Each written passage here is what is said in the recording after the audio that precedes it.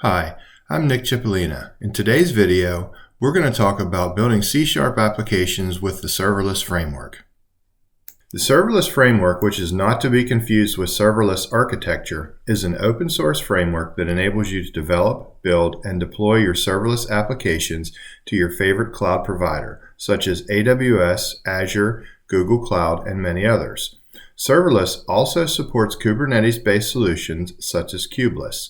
Using a YAML-based configuration file paired with a powerful CLI tool, Serverless allows you to start building serverless applications quickly and easily. If we look over here, we can see a list of some of the cloud providers that Serverless supports. As you can see, we've already mentioned AWS, Azure, and Google Cloud, but they also support Alibaba, OpenWhisk, Cloudflare, and many others. A little bit about what Serverless framework is. The next thing that we need to do is we need to install it. Serverless comes with several different options of how you can install it. You can use straight up curl commands, or you can use Chocolatey if you're on a Windows device, or my personal preference is to go ahead and install it via NPM. So I'm going to go ahead and install it globally via NPM. And I'm going to go ahead and pause the video because this takes a few moments, and we'll be right back. Tool install-g amazon.lambda.tools. And this will go and install all of the available AWS Lambda tools that are available for .NET. You can see that happens pretty quickly. And then in order to see the templates that are provided by this tool, we can simply issue a .NET new lambda-list. And this is going to show us all of the templates that were installed. As you can see, there are quite a few templates that are available out there. We've got some empty Lambda functions. We've got some custom runtime functions. We have even have Lambda functions that support ASP.NET Core web APIs. You can create empty serverless. You can create DynamoDB blogs. Just a host of different templates that are available for you to build your applications with. What we're interested in today, though, is the empty serverless function, which is this one right here, the Lambda empty serverless. So in order to create a new application, we're just going to simply issue a .NET new serverless, if I could spell serverless, empty serverless. And we're going to name it Serverless C#. All right, and that's going to go ahead and scaffold out the entire application for us. So I should now be able to change directory. And if I look in here, you can see that it created a source folder and a test folder, which is actually kind of pretty cool with these, is that by default they build the application, but they also stub out the test for you. But I'm more interested in the test folder, or the source folder right now. And so if we go into this, we can see that it stubbed it out with function.cs, a README file, a serverless template, and a C# project. So let's go ahead and open that up. Okay. And so now we have our new project open, and as you can see that it comes with a README file which contains a lot of actually useful information that talks about what's included. The serverless template, which is a CloudFormation serverless application model template file, or SAM, which SAM is kind of an alternative to the serverless framework, but that's also provided by default. It includes the function.cs, which is the actual class that's going to get executed by our Lambda function, and then the AWS Lambda Tools defaults JSON file, which is used by Visual Studio or the command line to actually deploy this function to AWS. And then it just talks about some of the commands that we've already covered as far as installing the tools and updating the tools, etc. But what I want to look at is the function first and foremost. And as you can see, it's a pretty straightforward function, not a whole lot of code here. The key thing I want to point out is this Lambda serializer, and you can see by the comment up above that it's an assembly attribute that enables Lambda Function's JSON input to be converted into a .NET class. And so this is the key piece of this here, because what this does is this actually takes the request that comes from, in this case, we're going to be creating a function that's triggered by an API gateway, but comes from whatever it is that triggers your Lambda function and converts that into something that .NET can work with. And if you see here, our entry point is this get function. And you can see that we receive an API gateway proxy request and also the iLambda context. The API gateway proxy request is actually the request that comes from the API gateway. It includes things like headers, path variables, query string variables, the body, etc. And you can see this is a pretty simple function, and all it does is it logs out the fact that we got a request, and then it returns a response with a body that says hello AWS serverless. So like I said, pretty straightforward, simple function. But in order to use the serverless framework, what we're going to have to do is we're going to have to include the serverless YAML file. And so I'm going to go ahead and add that right now. And it just needs to be called serverless YAML. Okay, and so now we've got our new YAML file, and the first thing that we need to do is we need to define our service. So we do that simply by stating serverless, and we will call this serverless-C#. And so what we've just done is we've basically named our service. So before I get any further into the serverless YAML file, one thing to know about serverless is that you can define multiple functions within the same serverless application. So at the top, by calling this service the serverless C#, we've just named our application as serverless C#, but we can have multiple functions that live within that. And so the next thing that we need to do is we need to define our provider. And so I'm going to go ahead and paste that in here. And since we're using AWS, that's the name of the provider. The runtime we're using is .NET Core 3.1. Log retention in days is set to 14, and the Lambda hashing version is set to 2020-12-21.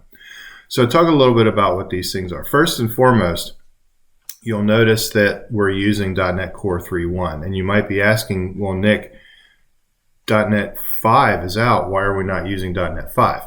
And the reason for that is because right now, Lambda does not officially support .NET 5.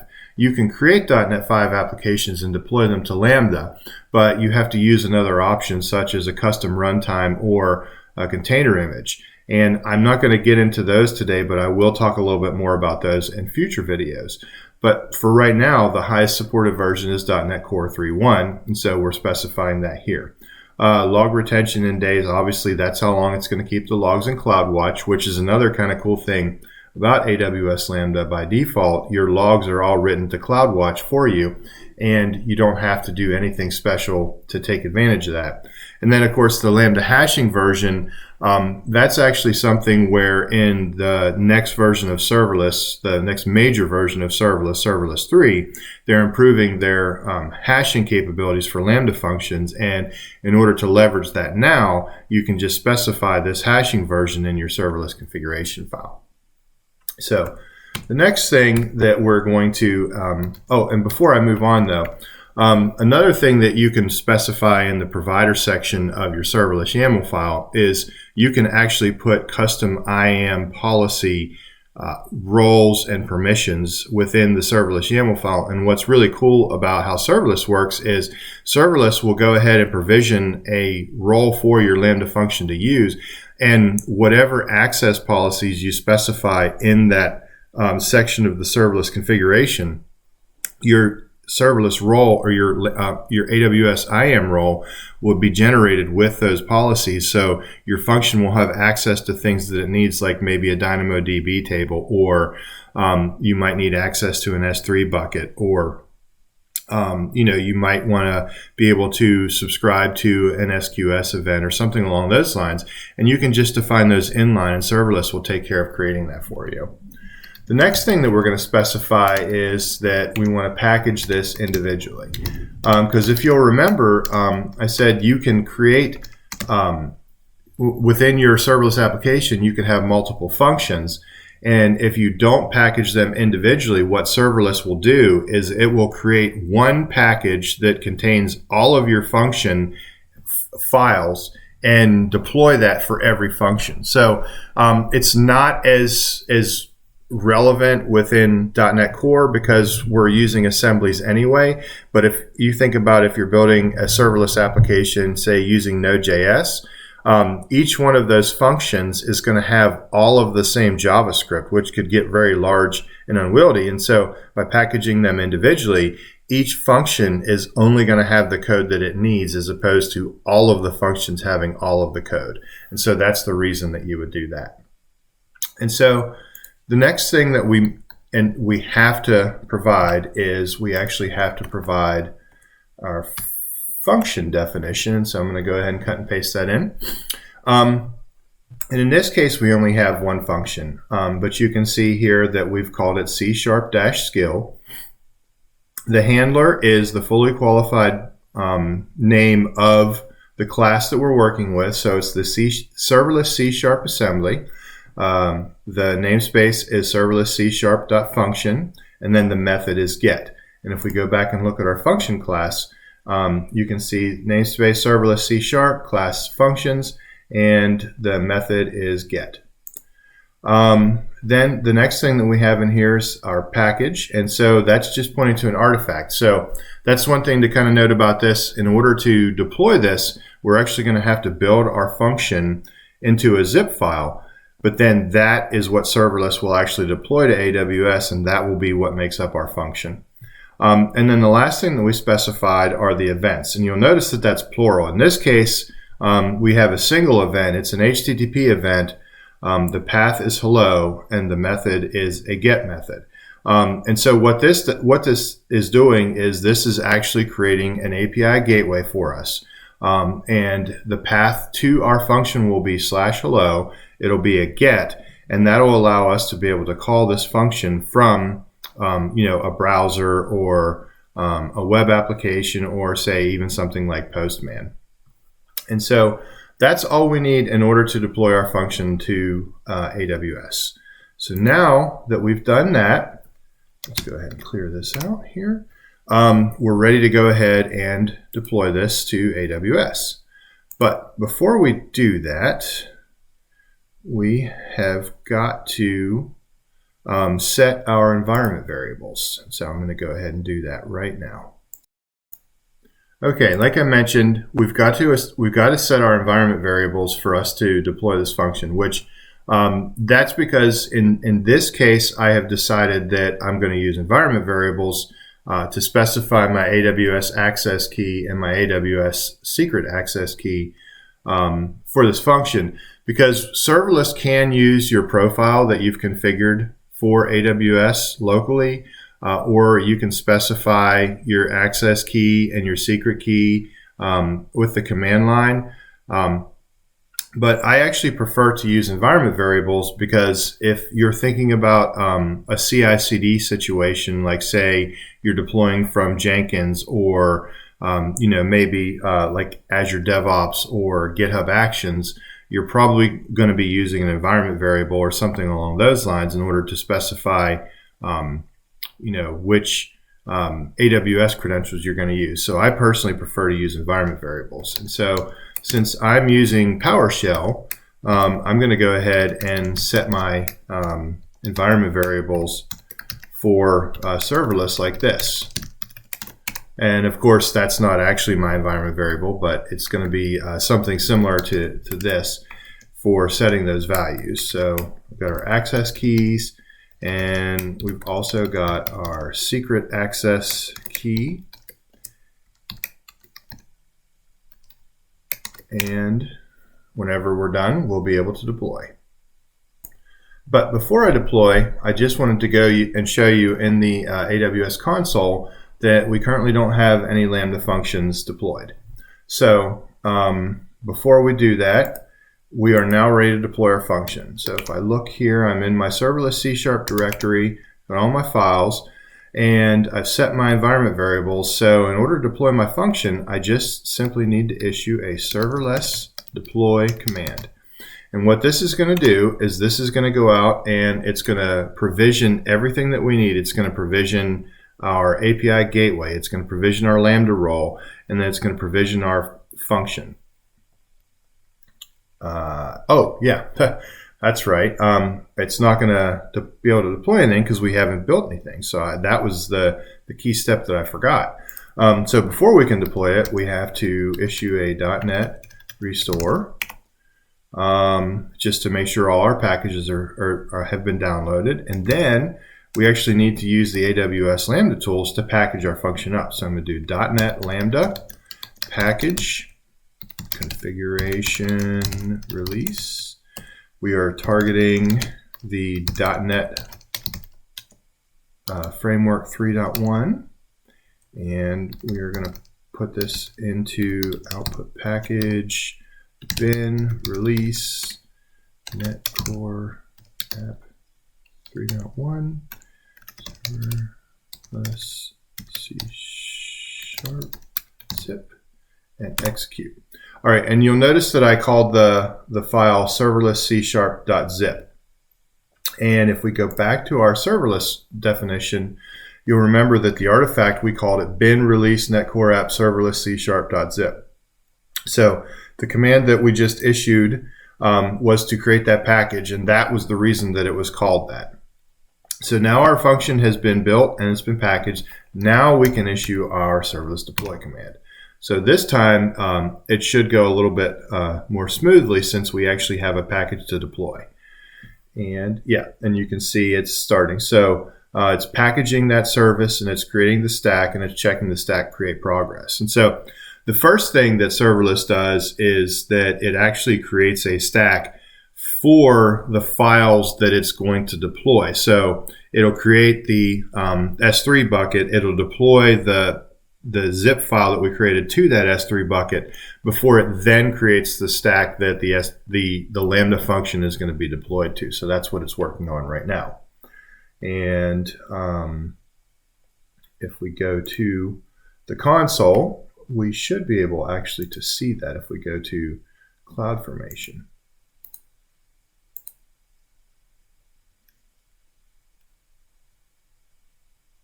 Yeah, so you can see here the serverless C# dev CloudFormation is out there and it's actually being deployed to as we speak. So go back to our command line. We can see, yeah, it's because it created the service, it created the package, the service, created the stack, and now it's uploading the CloudFormation file, uploading all the artifacts, validating template, update checking stack. And if we go back here, this should start showing up. Yeah, you can see our function is actually out here now. So if you look, you'll notice that the function name is serverless-c#-dev-c#skill. And the name of this came from our our serverless definition. So the name of our service was serverless-c#. The stage was dev, and we didn't specify the stage when we did our deploy, but by default, serverless uses dev as the stage. And then the function name was the C# skill. So if we open that up, we can see some information about our function. You'll notice that, like I said, there's an API gateway that'll trigger our function. And the runtime settings, it's .NET Core 3.1, C# or PowerShell, which in this case we're doing C#. This is something I actually haven't explored yet, but I think it's a pretty cool concept that you could actually build PowerShell functions instead of just C# functions. We've got our handler information. The other thing that I wanted to show you, though, like I mentioned, was the role name, and you'll notice that it created this role, the serverless C# dev US East 1 Lambda role. We didn't specify any special permissions, but you can see right here, these are the permissions that are generated by default. So it creates a log stream group, it creates a log group, and allows us to put log events. And so that's out of the box functionality that you got from serverless that we didn't have to do anything at all to make that work. And if we go back here, we should see that this was created. another thing that's pretty cool about how serverless works is since it did create an API gateway, it provided us with the information to how we would actually call that API gateway. So if I click on this link, it should open that up in the browser and responds with hello AWS serverless, which if we go back to our code, that is what our function was set up to return. So in the body, it just says hello AWS serverless, which that's pretty cool. So with very little work, we now have a Lambda function that's deployed to AWS that can respond to HTTP requests.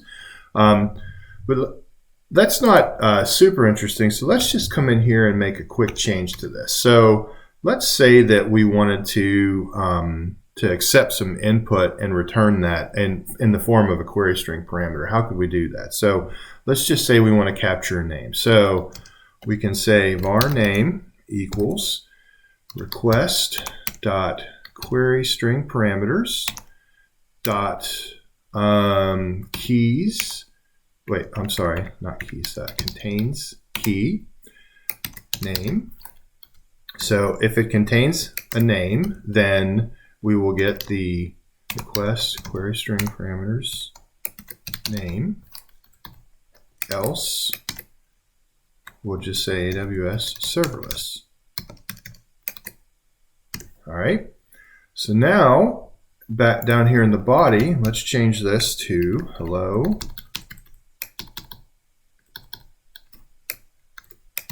name and save this. Okay. So now we come back here and we'll package up our function.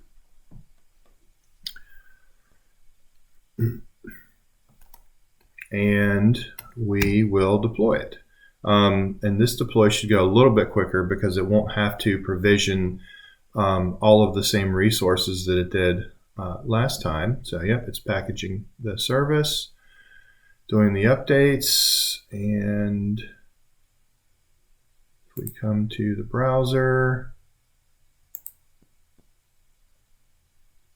our code, it's still updating. And it's done. So now come back to this browser. So if we just refresh, oh, what happened? What did we do wrong? So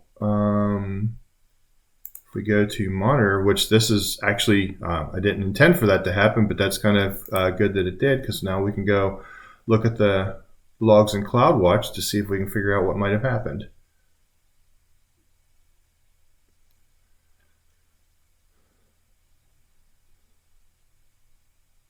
All right. So if we look at the latest log stream and with object reference set to null. So something was null. I wonder if the contains key equals Nick. Okay, that was the problem.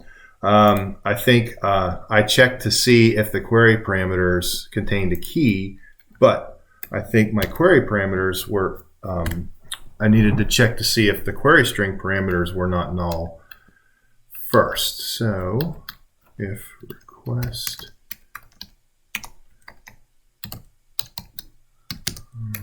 and, so let's do both of those things, and we can package that up.